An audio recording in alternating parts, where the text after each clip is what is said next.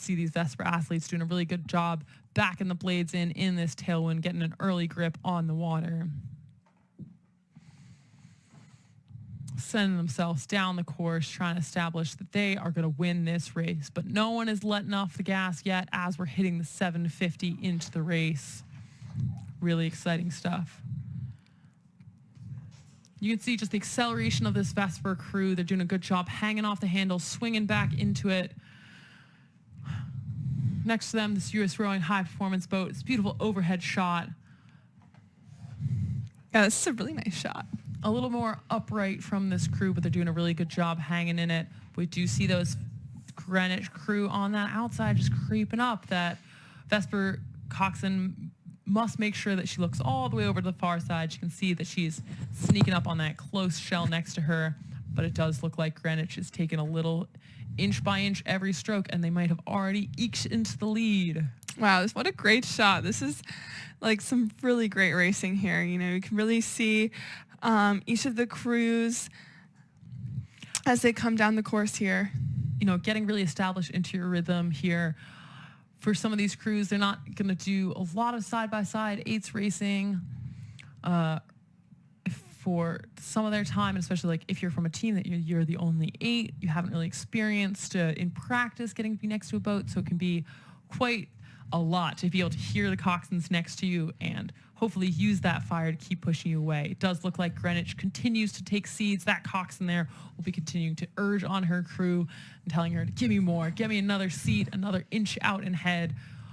But same for the rest of the coxswains. You can see this Vesper coxswain looking over at the field, telling her crew what's happening, getting them to stay focused as they head into the third 500 here. Yeah, you know, they might not have a lot of experience, but it sure is exciting.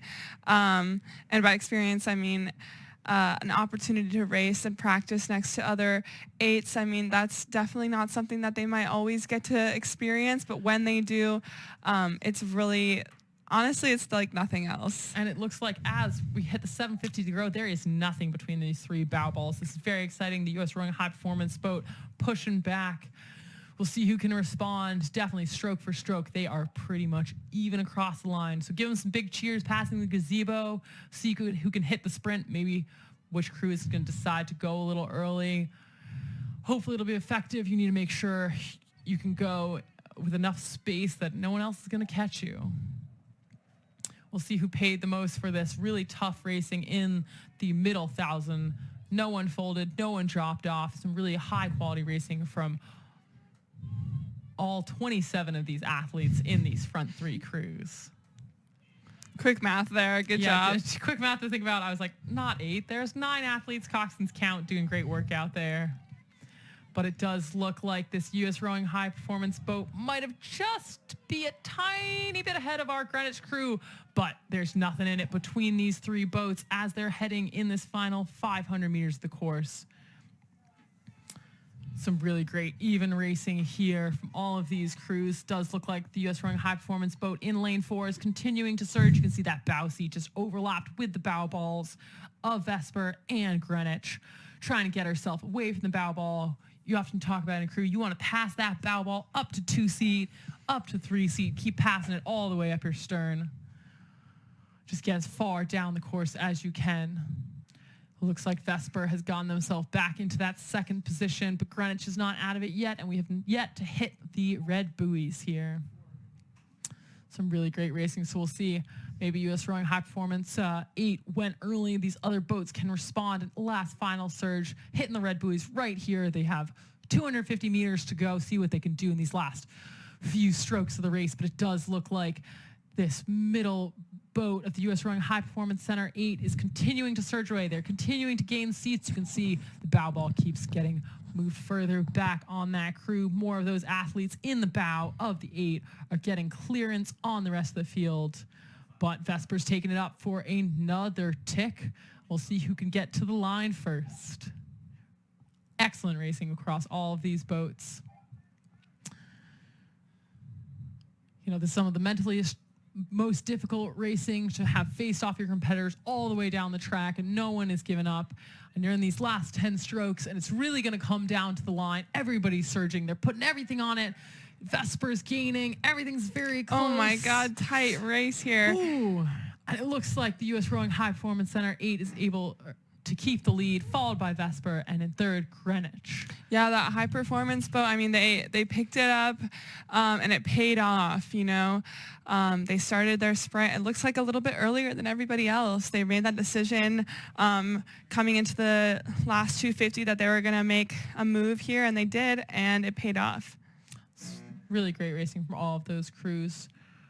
Sometimes that's just the way you race. You know that you don't maybe have the start that's going to put you out ahead. You can see from this shot here, they were really back on the whole crew in the first 750 of the race, but they slowly walked back, just trusted their base, trusted their fitness, and were able to walk through those other two crews to take the win. In that crew, we've got Alexandra Alton, Victoria Dettinger, Caroline Garner, Avery Erickson, Rachel Wiley, Natalie Hofer, Emma Dukeshire, Jamie Mayberry, and Camille Arnold Mages. Really great racing from that whole crew, as well as Vesper and both Greenwich 8s.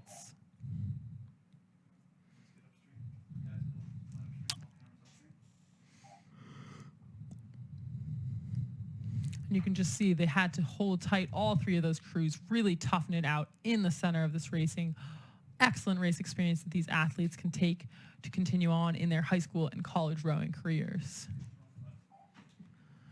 Heading back up to the start line, our next race is the men's U23 8 final. Hopefully we'll get some racing as tight as that as for the women's 8. I would love to see that. Give some people some heart attacks, you know. Stress the coaches out. That's what we like to see. Oh yeah, make them sweat on the sidelines. Love to see that. It's great being a commentator here, and a lot more relaxing than my times coaching both junior and collegiate rowing. It is really hard to have that feeling as a coach. You just let your kids go, trust they're going to have a great time on the race course, and do what you've told them to do, execute the race plan that hopefully you've given them, and just they all give their best. But you never know, right? Sometimes they give it a little extra and they do even better than you would have expected.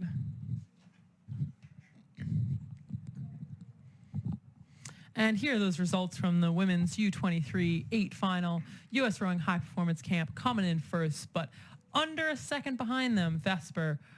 And in third, Greenwich Crew A, and in fourth, Greenwich Crew B. Really great racing. You know, under 3 seconds between those top three crews. Really great 8s racing. And we're off for the men's U23 8 final. On the far side of our screen, to the right, we have